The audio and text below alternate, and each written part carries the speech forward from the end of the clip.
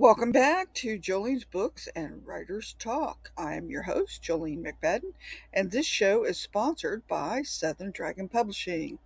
Today, I have the absolute pleasure of introducing someone who has helped countless professionals turn their expertise into books that grow their business, expand their platforms, and change lives. Cathy Fyock, the business book strategist. Cathy is not only a multi published author herself, but also a powerhouse book coach who has guided speakers, consultants, and thought leaders through the often intimidating process of writing and publishing. From her early days in HR consulting to launching her business in 2014, Cathy has proven how powerful a book can be as a calling card. She has championed hybrid publishing, partnered with Ignite Press, and is even launching her own short form podcast to keep writers motivated and inspired. In this episode, we dive into Cathy's journey as a writer and coach, explore her insights into book marketing, AI publishing, and building a strong writing community, and hear her heartfelt take on what true literary success really means. You'll also discover the books that shaped her, the family members she had co authored with, and even who she'd invite to dinner across history and time. So grab your notebook, lean in, and get ready to be inspired because Cathy Fyock is here to remind us that authors really do change the world one word at a time. Cathy Fyock, the business book strategist, and I am not only an author, but a book coach. I help professionals write nonfiction books about their areas of expertise as a strategy to grow their businesses, to grow their brand, their platform, their ministry, and to enhance their career.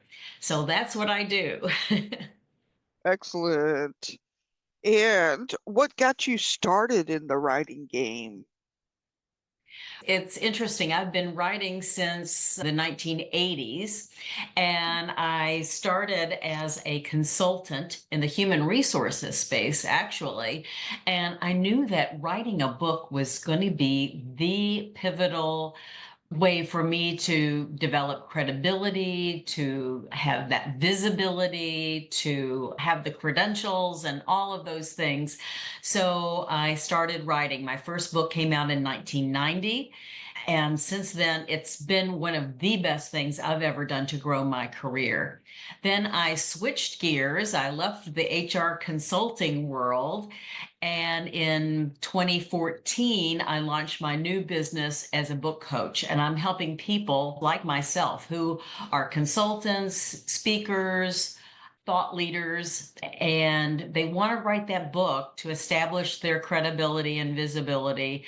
So I switched gears, and in order to switch gears and establish my credibility as a book coach, I wrote a book about how to write a book. And since that time, since 2014, I've written several books about how to write a book and different aspects of writing and publishing and speaking as a way to develop that credibility. Oh, excellent. And are you self-published or traditionally published or both? I'm hybrid published, although my first five books were traditionally published in the HR space, a variety of different publishers. Some of them have gone out of business, some of them have been gobbled up by other publishers. But then as a book coach, I've exclusively used hybrid publishing. I'm using someone that knows the publishing business, but I don't have to do it myself. But it offers all of the benefits of self publishing with somebody else handling all the details. All right. And on your particular hybrid publisher, do they offer like book editing or do you have to pay Yes. for that separate? Yes. In fact, I refer many of my clients, probably 40 or 50 or more of my clients have used Ignite Press is the name of the company, and And as so, well as myself. It's a full service publishing company in that they do the editing, they do the layout, they do cover design, they do all of that. They put it on Amazon. We do a bestseller launch on Amazon. So it's a very complete set of services that they provide. Okay, cool. Because people will ask that question, Yes. why use yours? And the other thing, most hybrid companies will not actually do the book marketing for you, but they may like line up sources for you to use. Is that similar to yours? Yeah, the Ignite Press, and this isn't my company, it's a partner company. I have a wonderful partnering relationship with them, Okay. and they provide those kinds of services for a fee. Now, they don't do a lot of the marketing, but myself and Everett O'Keefe, the founder of Ignite Press, we're putting together an author mastermind group. And this is a group to help authors learn how to market their own books on a shoestring budget for the most part and Mhm. figure out how to post on LinkedIn and get more speaking engagements and sell your book at the back of the room and exhibit at book fairs and so forth. Okay, excellent. That's always helpful. And, okay, as a writer, let's get into the tricky questions here. How do you process and deal with negative reviews, or do you even read them? I read reviews, but honestly, I use my books as a way to grow my business. I am not focused, and this sounds weird, I'm not focused on book sales as much as I am focused on how I can leverage the book to get me more of the coaching business. So I Mhm. use my books to strategically bring people into the fold, if you will, to help them understand my process. If they can do it on their own and they want to do it on their own, that's great. But if they are looking for someone who can guide them through the writing process, then it's my calling card. So I'm not as concerned about bad reviews. I've had a couple, but they're not my clients. So I'm not Right. overly worried about them. My clients love my books and they love my approach, and that's why we're working together. Okay, that makes sense. Most authors, fiction, nonfiction, whatever, the reviews are for the people, the readers. They're not for the authors. It's nice to get a nice one and Of highlight that, but course. for the most part, we try to encourage them but ignore them. You have to Yes. have a tough skin. Okay, because you can't please everybody with everything. No. This is a good question to ask writers of all kinds. What Mhm. books do you enjoy reading yourself? Of course, I like to read nonfiction and I read my author's books, obviously. So that provides a steady stream of interesting books on a variety of topics. But for pleasure, I really love a book of fiction, a work of fiction, and I love mysteries. I love romance. I love action. I love historical fiction. I really like a wide variety of fiction. If it's a well written book, then I'm in. Okay. Have you ever thought about writing in the fiction genre? I have. And I've been thinking about, I don't know if it's going to be a play or a short story or whatever, but I've got some of the elements in my mind. And I have Okay, written a play that has been performed, and that was really super fun as well. cool. Would you consider changing like your pen name to keep your fiction and nonfiction separate?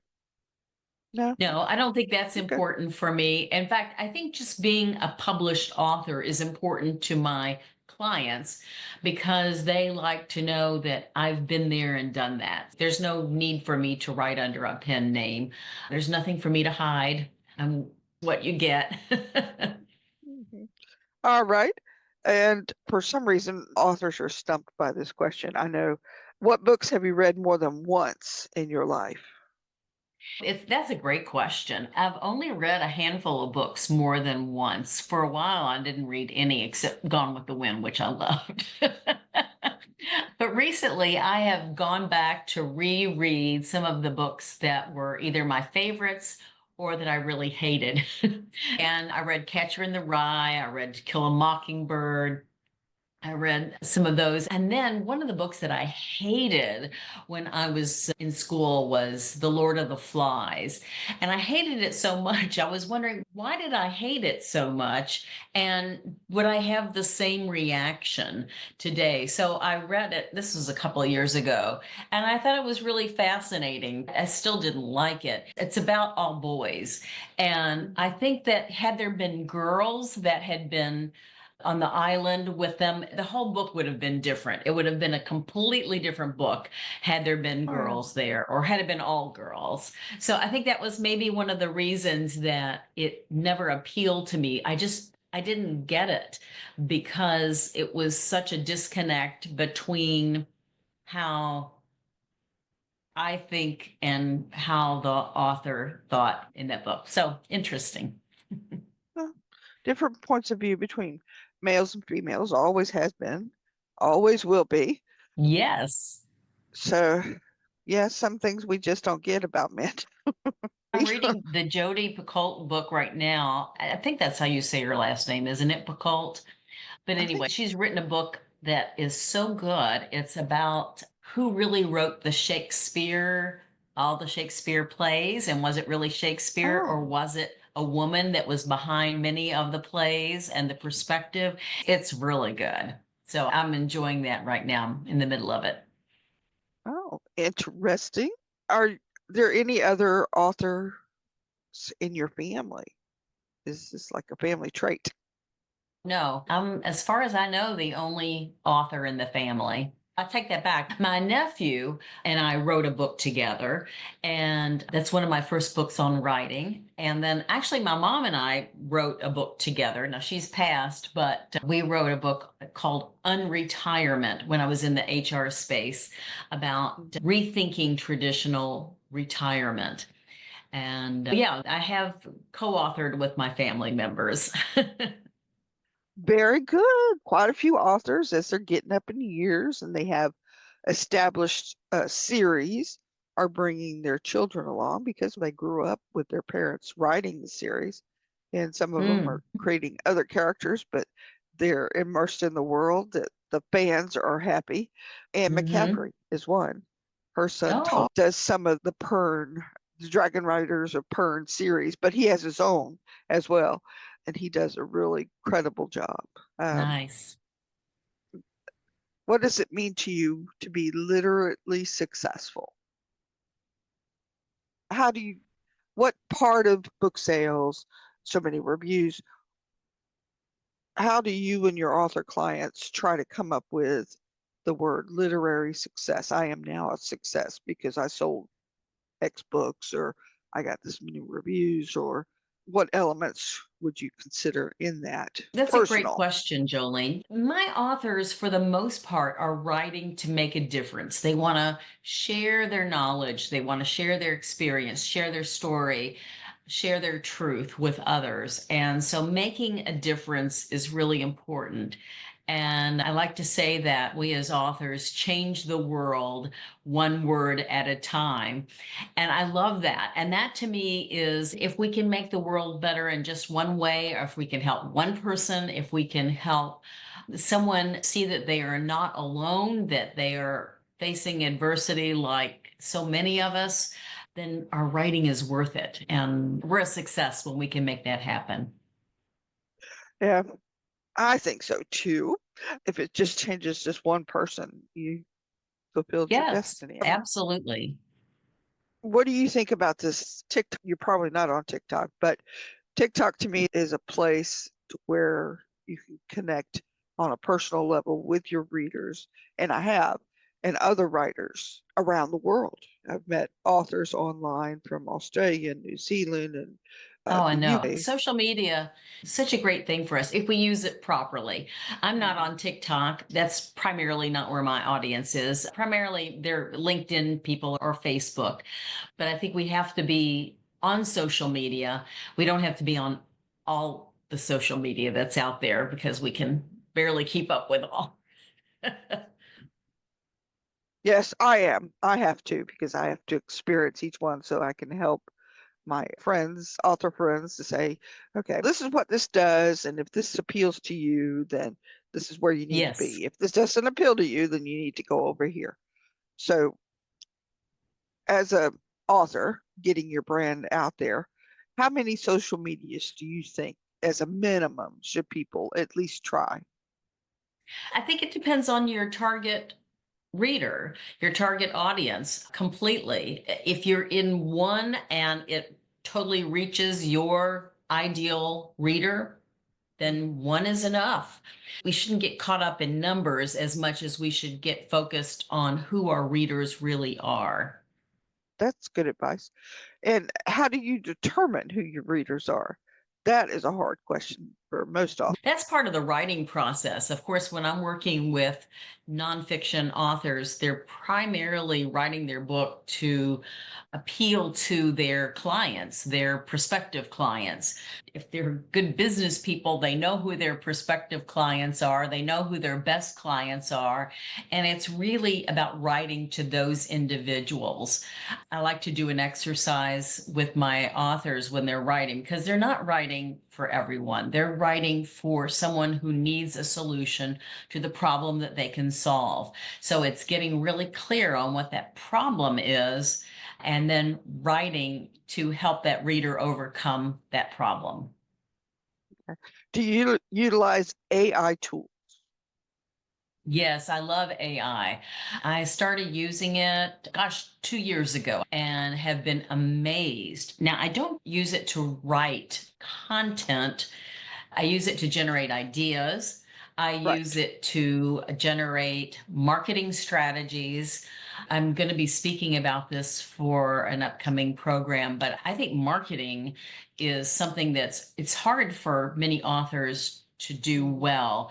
And AI can be a wonderful tool to help us. We know what the elements are of our books for the book summary, for example. Mhm. And so I like to feed AI some of those key elements that I would like to see reflected in the book summary, and then let AI write the book summary, and then I'll tweak it and edit it and so forth. Same thing about the author.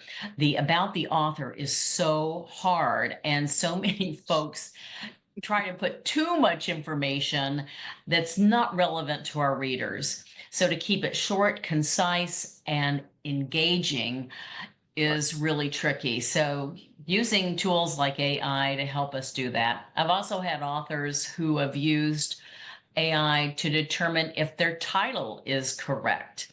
One of my authors was struggling with her title and she said, I wonder if this is the right title. And so we said, let's ask what Chat GPT thinks the book is about based on just the title. So we asked it to write a summary description of the book based on this title alone. And it came up with basically her book. So we knew that she had landed on a really clear and compelling title for her book. So I love using it for things like that. Okay. So have you taken any courses or read any articles about how to ask the question of ChatGPT to get better results? Absolutely. Yes. Which do you I've recommend? Yeah, actually, I'm a member of the National Speakers Association, and at each of our conferences, we are having wonderful programming around AI and how to use AI and so forth. That's been my primary source, and then just using it myself and playing with it and revising my questions because it is all about the questions that you ask Mm. that will Yeah, determine the quality of the information you get back. that is absolutely true. I love to use it for outlining. It Oh, helps a yeah. lot to help me focus on Yeah. Idea possibilities. generation. Yes. All of those things. It's a wonderful writing partner. All righty. You don't have anything to do with book banning, so that's generally nonfiction books are not banned unless they're about specific histories or people, and that's more of a personal and political question. But to wrap it all up, I have decided to concentrate on this particular question because it makes people think. Okay. If you could invite three people to dinner, throughout history and time, which three people would you choose? And tell us a little bit about why. Oh, three people to dinner. That's a great question. I think I would invite Jesus. I think that would be number one for obvious reasons. I'm a person of faith. I would love to sit at his side and learn from the master. I don't know. I love my mom and I miss my mom. I would love to have her at the table beside me. And then I don't know about the third person, but those two are definites for me. Of course, you have so many questions and things you want to say that you forgot to say or Yes. ask. And is there any authors that you would like to talk to? I think early women authors, it would be great to have conversations with, just like this woman. And I haven't done any of the research around the Shakespeare. Amelia was really, they've proven that she is possibly the author of many of Shakespeare's plays and poems. I would love to know more about her and talk with her. Early women writers who were not supposed to be writing, or that was not their role or the expectation that they would write. It would be fun to talk with them. That sounds like a winner to me. Okay, that's pretty much it. Do you have any top tips for writers of any genre as something to look out for in your Yes. writing process? Yes, I think a couple of things. One is finding your writing community is really important. Writing is a very solitary activity, and especially if you are an extrovert like I am, then you will need to surround yourself with like-minded individuals. So finding a writing community, I think, is really important because it helps normalize some of the writing experience, some of the negative self-talk, for example. And Oh once you yeah. find that everybody is dealing with that, it doesn't make it quite so daunting. The other thing is to find other ongoing resources to keep your writing fresh, to keep you on the cutting edge. I'm going to be launching my own little podcast. It's just going to be a Cool. Monday through Friday, 5 minutes or less that have a writing tip and a writing prompt and creating content with Cathy. So that's going to be launching on Monday, the 13th of January, and we've scheduled it through April. So the whole idea is to give you a writing challenge to get you writing every day and writing about your content. Okay. So you're gonna put that podcast on YouTube channel. Yes. Okay. I was wondering because I'm using their podcast tab myself and it Oh, okay. seems it Yes. helps. They have a whole tab for just podcasts. So they group them, if you have different Yes, ones. it hasn't actually launched, so I don't know all the mechanics behind it. I have a company Oh, that's helping me with all of that. But yes, I'm going to be on all the major platforms, YouTube and Apple and Spotify and so on. So it's very exciting. yes, it's very exciting. That's cool. Tell them to make sure they do their hashtags properly so people can find you. Yes. Ms. Cathy, thank you so much for participating. Thank you so much, Jolene. Well, that was an interesting interview. I hope you enjoyed it as much as I did.